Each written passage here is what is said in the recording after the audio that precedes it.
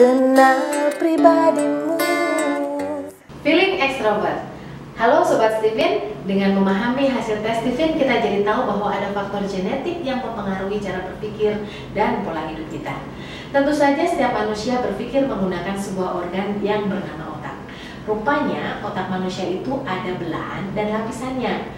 Dari kelima belahan otak manusia, yang paling sering digunakan oleh tipe feeling extrovert adalah belahan otak kanan bawah yang dalam bahasa ilmiahnya disebut limbik kanan. Belahan otak dominan ini yang dalam ilmu Steven dinamakan mesin kecerdasan. Sebagaimana mesin tentu ada hard disk dan juga ada operation systemnya. Mesin kecerdasan di dalam Steven merupakan operation system pada otak.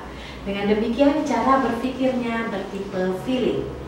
Selain belahan otak, ada juga lapisan otak yang aktif di antara lapisan otak luar dan dalam. Pada feeling extrovert, lapisan otak yang aktif adalah lapisan luar. Steven menyebutnya extrovert, sementara lapisan otak dalam disebut introvert. Extrovert, introvert Steven berbeda dengan extrovert, introvert dalam psikologi umum.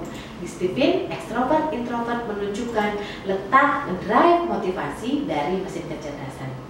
Bisa dibayangkan sebagai sebuah lapisan otak luar yang berwarna abu-abu itu karakteristiknya renggang, sehingga mudah dipengaruhi oleh lingkungan luar. Disebut juga drive motivasinya dikendalikan dari luar ke dalam. Sementara lapisan otak dalam yang berwarna putih itu karakteristiknya rapat, sehingga sulit dipengaruhi dari luar.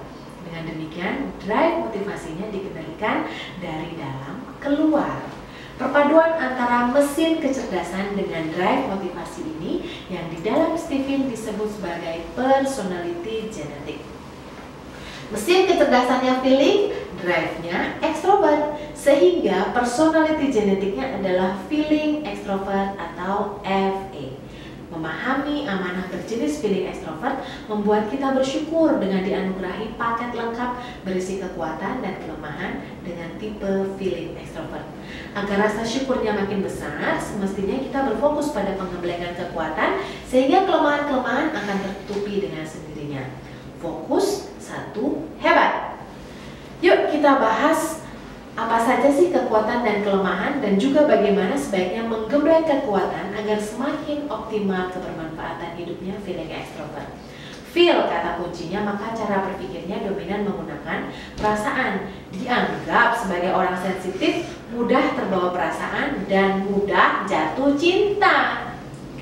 Mesin yang dinyalakan dari luar ke dalam membuat mesin itu begitu menyala, maka akan beraksi sedikit menggebu-gebu. Hal ini membuatnya cenderung lebay atau berlebihan dan dalam menyikapi sesuatu. Ditambah lagi dengan eksitasi yang tinggi, artinya kepekaannya terhadap rangsang dari luar tinggi, mudah dirangsang oleh lingkungan. Bila ada stimulus akan bereaksi cepat dan cenderung berlebihan. Logika jadi begitu minim karena perasaan yang bergejolak dan begitu bersemangat. Rasanya semuanya harus segera terlaksana saat itu juga.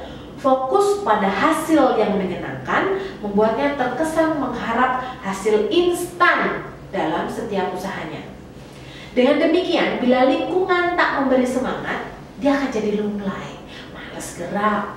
Maka memerlukan lingkungan yang bisa membangkitkan mood untuk bersosialisasi dengan baik. Untuk itulah sangat perlu memperbanyak sahabat yang baik, menciptakan kader-kader hebat sehingga senantiasa menariknya untuk terus semangat. Secara fisik dia dianugerahi mesin atas yang besar yaitu jantung dan paru-paru besar. Dengan demikian, nafasnya panjang meski tak sepanjang milik feeling introvert. Nah, nafas panjang ini memudahkannya menghirup banyak oksigen yang bisa dialirkan ke otak. Nafas panjang juga identik dengan tingkat kesabaran. Coba deh perhatikan orang yang marah. Pasti nafasnya tersengal-sengal dan pendek-pendek. Orang yang sabar ditandai dengan nafas yang panjang dan teratur. Kemampuan mengelola nafas ini sangat erat hubungannya dengan kematangan mental. Semakin baik dalam mengatur nafas, maka semakin baik pengelolaan emosinya. Salah satu hal yang menjadi tugas untuk menjadi lebih bermanfaat adalah kemampuannya memimpin diri sendiri. Terkadang kontrol dirinya lemah dan cenderung senang menyalahkan orang lain atau menyalahkan lingkungan di luar dirinya. Terkadang terlalu mudah terbawa oleh pengaruh lingkungan. cenderung tampak terlalu fleksibel dan kurang teguh pendirian. Ternyata ini adalah efek dari lapisan luar otak yang lebih aktif tadi yang disebut ekstrovert. Nah, begitupun dalam urusan cinta. Stok cintanya berlimpah, ingin diberikannya pada lingkungan sekitarnya. Ditambah dengan bawaan lebaynya, maka volume objek cinta menjadi penting baginya. Hal ini membuatnya tampak menjadi mata keranjang karena ingin mengungkapkan cinta pada banyak orang. Kalau lagunya nih kayak gini nih. Cintaku sedalam samudra, setinggi langit di angkasa, kepadamu.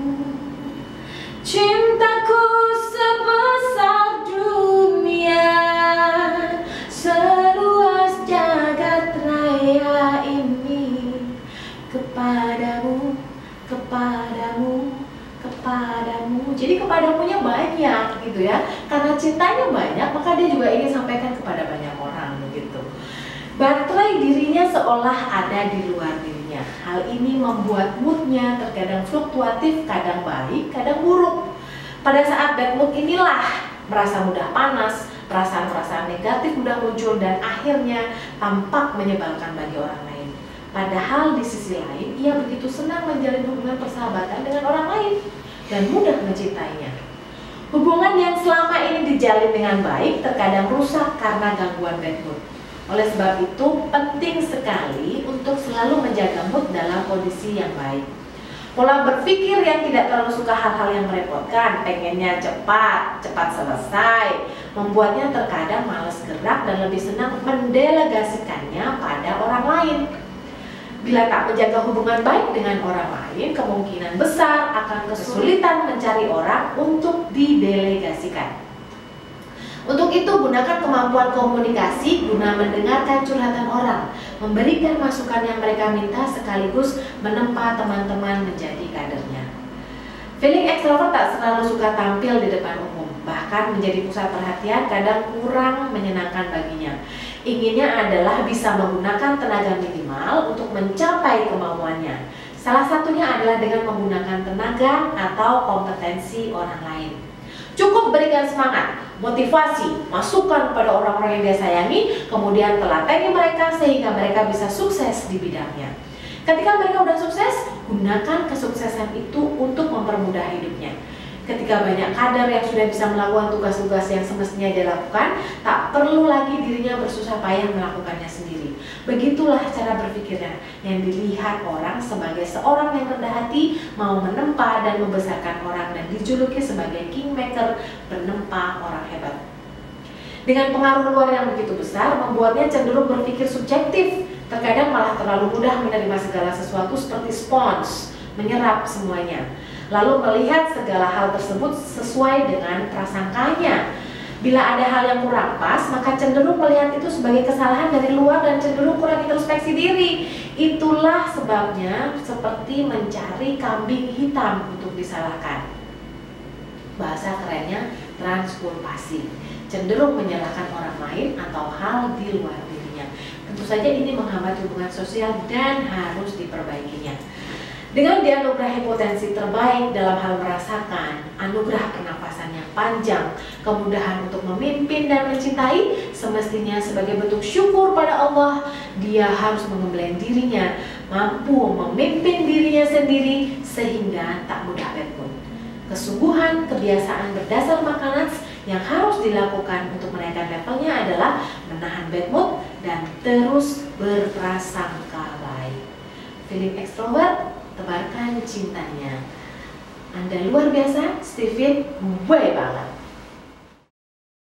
Dengan Steven, kenal pribadimu.